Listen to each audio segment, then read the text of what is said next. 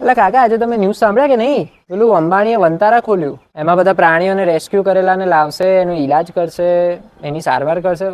હું તો ઇમ્પ્રેસ જ થઈ ગયો યાર. ભગવાનનું કામ કહેવાય. ગદગદ થઈ ગયો. આવું કોણ કરે? આટલું પૈસા હોય માણસ પાસે પણ એને વાપરવાની પણ સૂઝ હોવી જોઈએ ને યાર. એટલે કોણ છે? ગુજરાતી છે.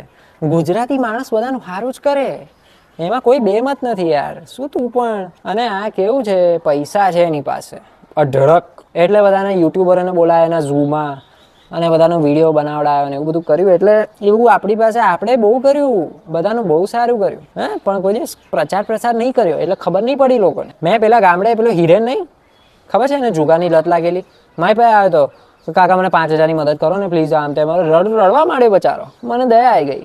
ત્યારે એને 5,000 કોણે આલ્યા? મેં. પુરુષોત્તમને ફોન કર્યો કે લાય 5,000 પેલાને આલવા છે.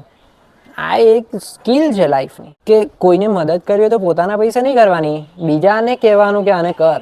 આ એક્સપિરિયન્સથી આવે છે ને, તો કોઈ દિવસ કોઈને કીધું નહીં, કેમ કે આપણને ખબર કે બધી એમની કૃપા. Never have ego on yourself, always believe in God. કોઈ દિવસ કોઈને કીધું નહીં. પણ જેનો પૈસો હોય ને એનો ટાઈમ બોલે છે, એવું છે સાહેબ. બાકી એટલે કંઈ વાંધો નહીં, ભગવાન જેને જે આપે, આપણે કેટલા